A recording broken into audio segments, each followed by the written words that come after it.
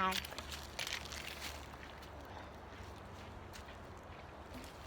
Alright. Hello. Giving you a view of trees instead of me.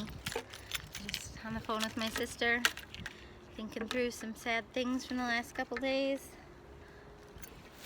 Ways I feel stuck and trapped because certain things aren't working out.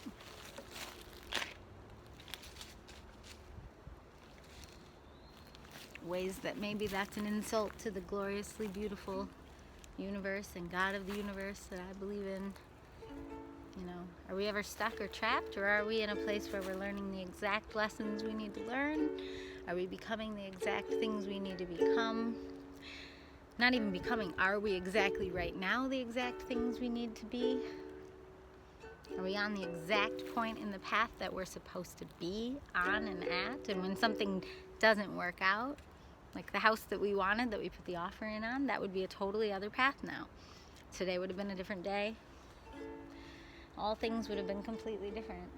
So, trying to learn to believe that the sad things and the bad things are a part of the path, just like I'm a part of the path. Just like all these trees. Like there isn't one tree that makes you go, now that's the tree, that tree's the point, and let's all stare at that tree together. It's like, no, they're all the point. And each tree has an influence on the trees around it, perhaps. And then that influence ripples like a wave, like a breeze, like bumblebees. I don't know. Here I am, out of space, inner space. It's not a race, and I've been racing too much. I've been racing my whole life. For what stuff? For what for? Is there a prize at the end? Will I know for sure? Or is it pretend? Just a game in my mind. Out of time, ahead of time, and racing against the clock, trying to be more than I'm meant to be, and actually being less than I was meant to be, because I'm exactly where I need to be, need to be, need to be. Or at least that feels true for me, and it's like keeping score, and I'm in second grade, and I know what for. It's time to breathe, it's time to breathe, it's time to breathe. And I see these trees for clothes, and I'm in the race. I see these trees for clothes, and they make me want to play it safe, but I'm staring upward like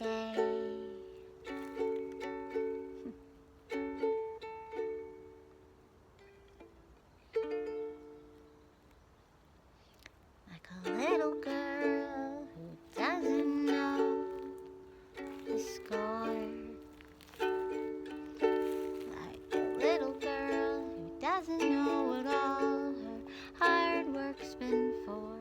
She's been working too hard, been trying too hard, like a try-hard. She's been working too hard, trying too hard to be something for you. So I'm like a reluctant Mr. Rogers. I'm gonna change my view. Let's try this one. I feel like a reluctant Mr. Rogers, having wanted to be something more meaningful than I've been. Maybe just having wanted to be more popular than I've been. More known, more rewards. It's sort of like I get all these rewards of the spirit and rewards of the heart, and when I'm feeling ungrateful, those aren't enough for me. And then I want rewards of the pocketbook and rewards of the numbers of likes or numbers of views or numbers of numbers. But my needs have always been provided for when I've followed this feeling of guidance. I have felt very cared for by the universe and by a loving God. Like, this isn't my story. This is a story that God, that the universe has written through my body, and that is not arrogance to say that, because your life is a story that I believe God and the creative universe, that I believe was made by a loving God. It's moving through you and creating a story. And your story teaches others, and your story teaches you. And I used to think that I was some neutral piece of clay or canvas, and thought that the most important thing was what my story teaches you. That's what I've always thought. But the only way my story can teach you more than it can teach me is if you know literally every detail. So if you haven't watched every video I've ever made, plus been in my head all the downtime in between them, and in every phone conversation with my sister or my boyfriend, it's like you're not going to really know what these lessons and what the results of the lessons and stories really are, because I could choose to spin them. I could choose to lie. And I don't think human beings mean to lie. I don't think we mean to spin. But I think we all do it. It's an instinct. We're kind of being self-preservational when we spin things towards ourselves, towards our strengths, instead of admitting our weaknesses. Okay, I need a new key. Like one of my, like I have a weakness for really good tasting food. Like I decided recently, if I'm going to give it a positive, I'm going to call myself a foodie. But maybe I'm just trying to learn how to be like a fitness foodie. Because I like being healthy. And like I want to be kind of eat a lot of health food, but then also eat the fun foodie food, like from great places like Righteous Cuisine. It's like a taco place by us, you know. Eat the nachos, eat the soft pretzels, eat the things that are ridiculously amazing and make you feel like happy to be alive, because being a foodie is fun. But I don't know. I'm trying to work on that, like figure out if I want to be like a fitness foodie or if I just want to be more like a vegan nun. I think I'm not sure. I think I fall somewhere in the middle, if I'm really honest. I didn't change keys. Okay.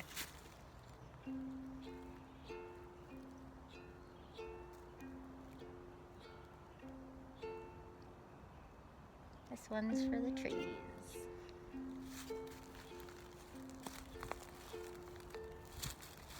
The trees are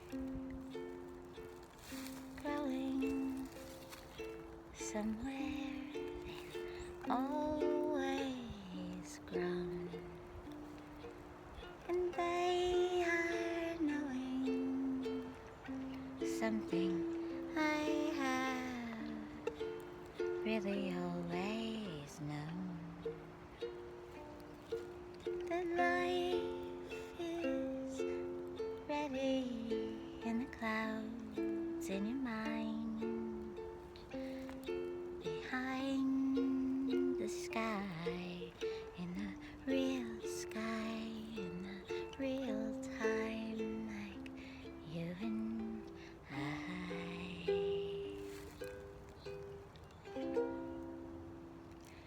And it takes some getting used to here, and there's so much to fear and so much we can do wrong here, and it takes some discipline and some medicine and some muscle and brains and brawn I'm like a little fawn in the dark of night, and unsure of this road I am on, out of the blue, like you, like me too. We are staring at lights, not from the sky, but from some unknown object flying at our loved ones. Like you and I, we're brave but frozen, brave but frozen in this moment in time. And I'm afraid that I won't wake up from this dream and learn to be more than I seem to you. Right now, can I wake up from this dream and do more than I seem to know how to do right now? Can we wake up from this dream and do more than what we seem to be able to do right now? Now.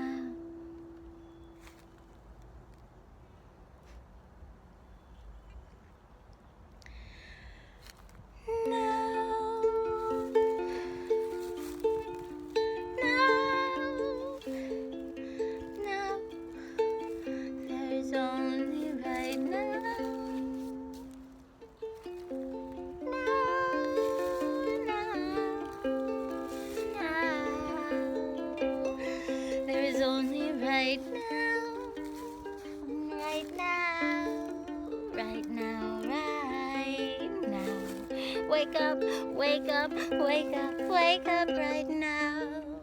Wake up right now, wake up right now, wake up right now, right now, right now. Wake up and use your voice. Wake up, you have a choice. Wake up right now, wake up, wake up, wake up, wake up, wake up. Wake up. Wake up, wake up right now. You have a choice, you have a voice, you have a choice, you have a voice. Not tomorrow, but right now, right now, right now, right now, right now. You have that voice right now.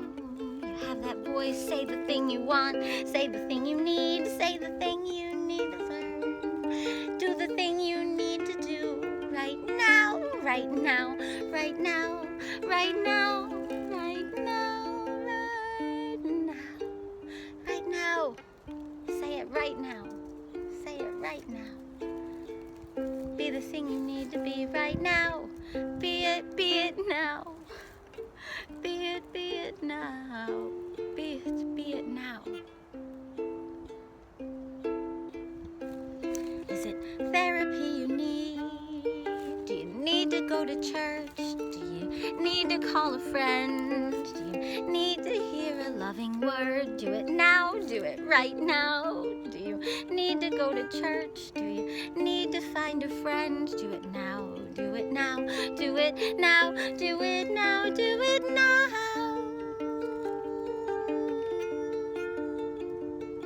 Tomorrow will be another chance to say that I'll do it tomorrow. So do it now, do it now, do it now. Do the thing you need to do right now. Do it right now.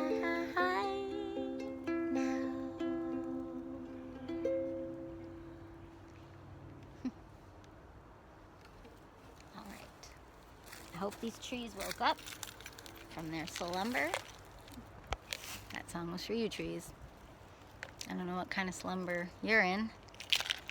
I thought I had schmutz on my face, but it's just a pimple. I fall into slumbers all the time. I'm gonna walk because someone's coming down the path, and if I stay ahead of them, then I can still feel a feeling of privacy. But if I wait, then I have to talk in front of them. Being an introvert is super weird if you also are chatty. And journals worked really well when I lived in the cities, but oops, this bee is coming with me. All right, buddy. Yep, okay. That was crazy. All right. That song was also for myself that gets lost in a dream when I live in dreamy places. And I live in the dreamiest of places.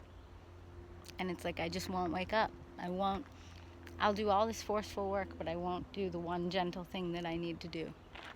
I'll do all this forceful work, like create all these big epic challenges that are really a way of pressing pause and being on hold. But I won't do the gentle things, and I won't do the thing that feels like the next right thing. And I know what they are. I can feel the work that I need to do, and I won't do it. I go out my door and I make these gentle videos. And maybe that means that this is the work I need to do, and my idea of the work that I'm avoiding doing is just an idea and just a dream. And maybe I've gotten myself tangled in a loop, and I think that I need things I actually don't need. Maybe this is all I need, is a phone with some storage space, and to just write songs and leave them behind to you, whoever you are. And I think that's the confusing thing, is there's nobody in my family that I know of that really needs me doing this. And if my family are the people closest to me, whom I love the most, and they don't really need this, then who am I doing it for? And I think that has troubled me over the years. First, I had to get to a place where I accepted the fact that maybe my own family and closest loved ones and friends don't need this from me. They know me as a friend or a family member. And they know me better than I know myself in a lot of ways. And so if they don't need this, then what is it for? You know, I don't know. But I feel compelled to do this. The same way I've felt compelled to journal my whole life, especially in my 20s and 30s. Like insane amounts of journaling. And some could call that like OCD, ruminations, working through all these things and getting caught in mental loops about them. But in my case, it's often also led me to move forward. Or at least move upward, maybe. Also downward. Downward spirals, and then upward flight paths shooting straight out of them like a beam of light. All my albums were written from that approach. Like my album Michigan Dreams has one of my favorite songs that I've written on it. That's going to actually become a Cloudlight song. On Michigan Dreams, it's called Flight Path. It's track 7. And I think it's called Flight Path or Imaginary Things. But on the Cloudlight album that it'll be on, it's going to be called Imaginary Things. And it's just all about imagining your way up into the clouds, I guess, or beyond the clouds even, out of the whole thing. And I don't think it's a superpower. I think it's something everybody can do. And some of us just practice it more than others. So you can do it too. And I read so many like self-help books and others' help books in my 20s that I'm sure that's where I got a lot of it from. Like Julia Cameron, you kind of like dig into your own vault of pain, and from that it becomes like the clay and the fodder and the tools to kind of chart your own course. Or reading books like Wishcraft, it was all about like your ideal job. And like I would have never known when I was older. No, when I was younger. Now I'm older. You know, I read all those books that kind of taught me what's my preferred way of working. Like I like working in environments that are time flexible, but have parameters and goals and deadlines. And my best jobs have been like being a music director and being a piano teacher. And both of those I get to use my intellect and my broad music theory knowledge. And in both and being a mini musical writer with kids. And so I get to also bring forward things that have kind of final dates. Like right now I'm doing virtual recitals. So, but those have always been my favorite moments as a piano teacher, was doing recitals. And get everyone together, get them to feel what performing's like. For some people it was awful, but I tried to get them ready as best I could. And then I don't make performing required with my studio though, because some kids really are shy, and that just traumatizes them and makes them want to quit. Hey, squirrel. I made cookies last night, and I called them squirrel food cookies because they were oatmeal raisin, but I added extra things like cranberries and pecans and flax seeds. No, chia seeds. And there's one other weird thing.